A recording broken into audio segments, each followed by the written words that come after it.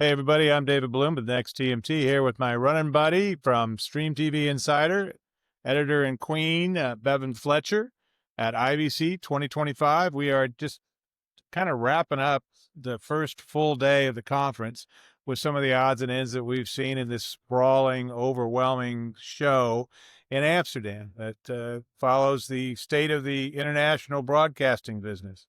So, Bevan, what have you been seeing today? I just wanted to talk. Well, there was a really interesting CTO panel at the beginning of the day where CTOs from ITV and Warner Brothers Discovery talked about how they're using GenAI today in different applications, which there were a bunch of. I think ITV is using it in over 250 applications, including to generate ad creative to tap into the small and medium business market for advertising on their platform.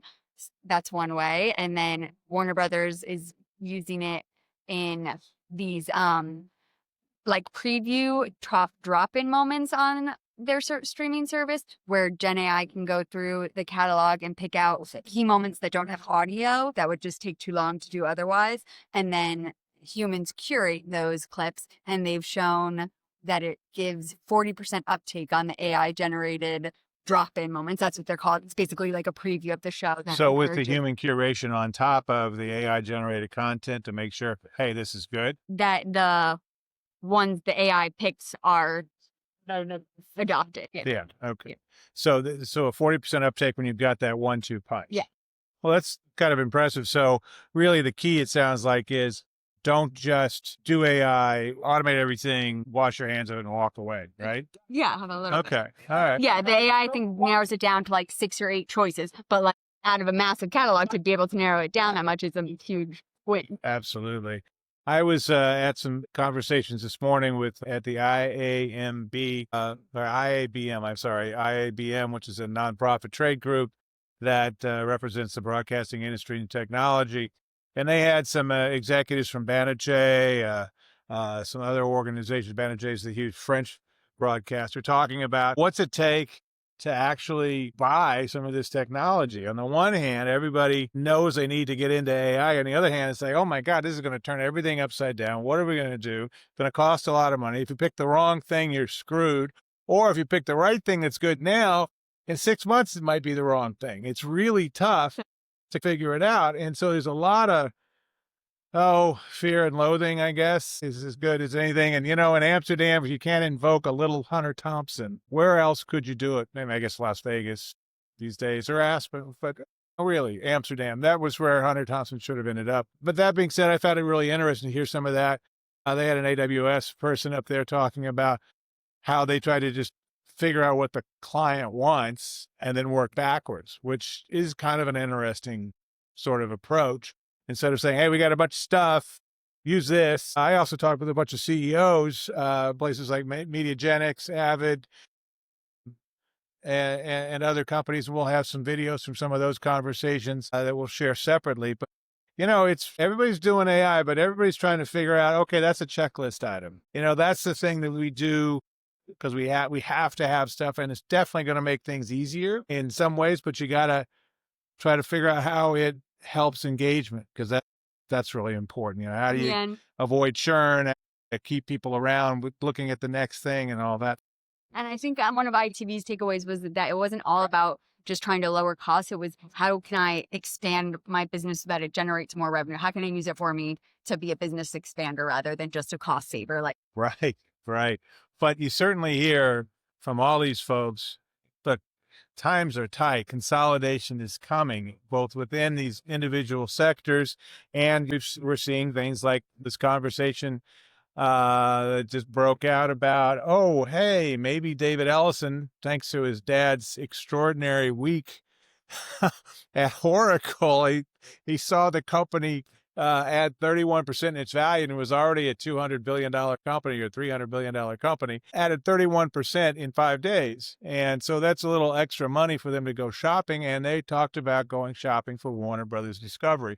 So that's a big thing happening in the United States. But both those companies have big ambitions far beyond U.S. shores. So that's the kind of thing that really starts to affect some of the vendors in here trying to reach out and talk to people they need to talk to. Really an interesting time. There's a lot of turnout here. I mean, the hallways are jammed.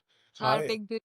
a lot of really big booths. I mean, the Avid one was multiple levels. It's like, well, this is shades of E3 in the video game sector 25 years ago when that's where all the money was. So it's really interesting.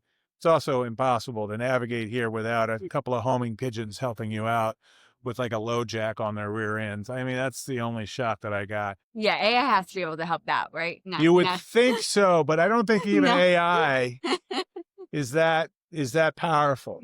I think what they're really depending on is people get lost, they run across Stumble a into a booth, and they booth. go, "Oh, I should do something with you guys." Well, I mean, that's like the only thing that makes sense. But it is a truly extraordinary show. And for the moment, at least, the rain has abated, and we just have little fluffy clouds scudding across the sky, the blue sky, and a lot of strapping Northern Europeans around us. But it is an interesting scene, and one I strongly recommend if you ever have need to be a broadcaster. I think the other thing that's really interesting to think about is the difference between the U.S. and European scenes. The many languages of the EU, for instance, chop up everything, and it's really hard to get a big audience, right? And not just the languages, but I mean the financial things are different, the regulations. Right. All the EU regulations, because there's all those languages, for instance, FAST has not taken hold fast here. Broadcast remains much more powerful here. A lot of these countries have state-run broadcasters that, they're tight because everybody's looking at where every nickel of tax dollars goes. But they can actually create a good-sized audience in ways that are less true in the United States these days, as everybody dives into streaming pretty quickly, holds on to broadcast so they can get the broadest reach possible. But it changes the economics of things, I think, in really notable ways. And it's worthwhile to remember that. No, that's definitely true. And I was talking to the CEO of OCAST TV today, who is a big proponent of FAST for Europe and kind of helping to spearhead some consortiums there for kind of European-led tech and not just U.S. players in the FAST. And I asked him kind of where's the state of FAST in Europe right now, and he said he thinks 2026 is the year when it becomes like actual business. Like, yes,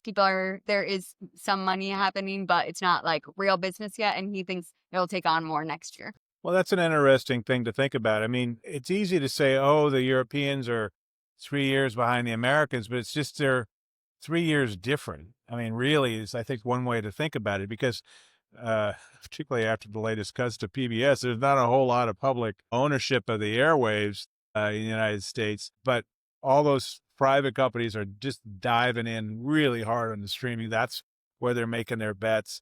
It is a different dynamic. And even somebody like ITV, we're talking about, which is a for-profit, or Channel 4 in the UK, they've got different considerations because they're going up against the BBC. So, just seeing the market's differences here, I think, are pretty fascinating contrasts. And I think Channel 4 has kind of, Grace Buzzword has kind of hit home multiple times that for them, it's unique because they aren't beholden to a founder. They aren't beholden to shareholders. And really, like, in theory, they get to create what's good for the public. Or whatever they damn well want, basically. Yes. So Creators Unbound at Channel. Well, I mean, they license all, their model is all like. It's all licensing. So great. Well, I think we've got enough here that we'll probably wrap this puppy up before the lacerating winds of the North Sea cut my flesh into little tiny pieces.